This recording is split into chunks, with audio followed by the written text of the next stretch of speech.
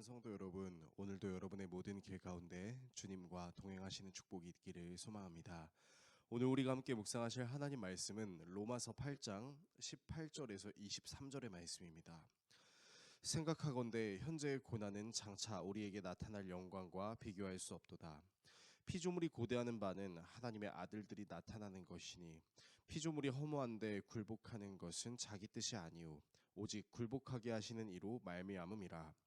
그 바라는 것은 피조물도 썩어짐의 종노릇한 데서 해방되어 하나님의 자녀들의 영광의 자유에 이르는 것이니라. 피조물이 다 이제까지 함께 탄식하며 함께 고통을 겪고 있는 것을 우리가 아느니라. 그뿐 아니라 또한 우리 곧 성령의 처음 익은 열매를 받은 우리까지도 속으로 탄식하여 양자 될 것 곧 우리 몸의 속량을 기다리느니라. 아멘. 바울은 사람뿐만 아니라 모든 피조물들이 고난으로부터 자유할 수 없는 존재임을 이야기합니다. 흔히 우리가 착각할 수 있는 내용 중 하나는 아담의 선악과 사건이 인간에게만 영향을 끼친 것으로 생각하는 것이지만, 사실 인간에게만 영향을 끼친 것이 아니라 자연의 세계에도 영향을 끼쳤습니다. 땅이 사람에게 가시덤불과 엉겅퀴를 내게 되므로 자연의 아름다운 이치도 손상이 됐기 때문이죠. 그래서 모든 피조물들 역시 하나님의 구원이 필요한 존재들입니다. 왜냐하면 이 피조물들도 역시 죽음으로부터 자유할 수 없기 때문이죠. 이 피조물들을 썩어짐의 종살이에서 해방되어 자유를 누릴 수 있게 할 수 있는 존재는 오직 하나님의 은혜밖에 없다라는 사실을 바울은 이야기하는 것입니다. 즉 하나님의 은혜가 임하는 순간에는 모든 피조물의 죽음의 문제가 해결될 수 있다라고 말하는 것이죠. 바울은 그래서 모든 피조물들이 이 세상에서 고통을 겪는 상황을 가리켜 해산의 비유로 설명합니다. 22절에 있는 고통이라는 단어는 원어로 해산의 고통을 의미합니다.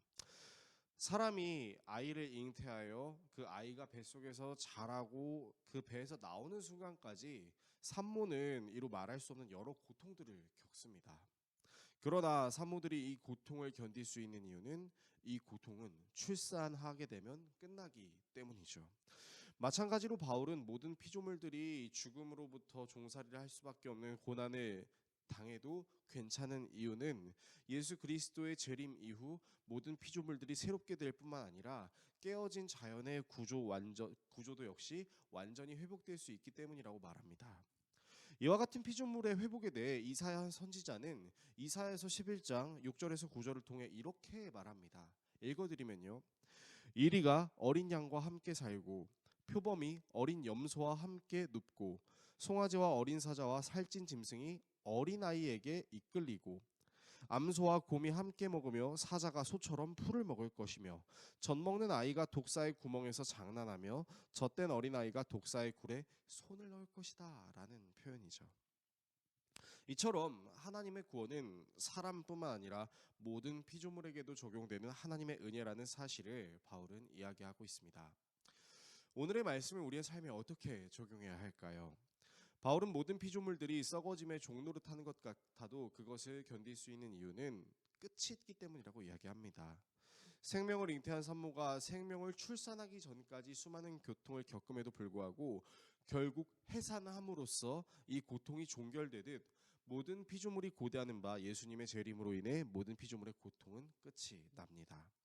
학생들이 시험 기간이 고통스러워도 시험이 끝난 날 자유를 얻는 것처럼, 직장인들이 프로젝트 기간 고통스러워해도 결국 프로젝트는 끝나는 것처럼, 하나님의 모든 피조물들이 죽음과 고통의 상황에서 힘들어해도 결국 예수님의 다시 오심에 그 끝이 있고, 그 끝이 있다는 것은 모든 피조물이 고난을 견딜 수 있게 합니다. 그래서 우리 모두는 고난이 있어도 즐거워할 수 있습니다. 결국 그 끝이 있기 때문입니다.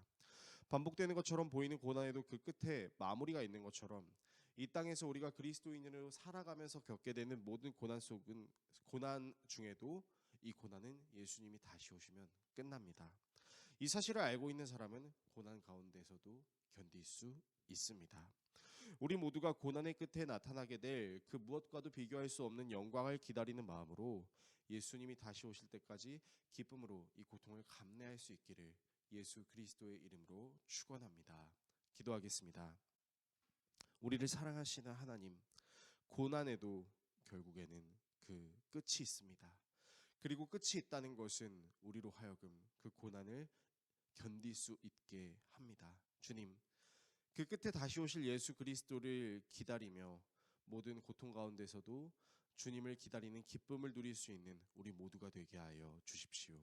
예수 그리스도의 이름으로 기도합니다. 아멘.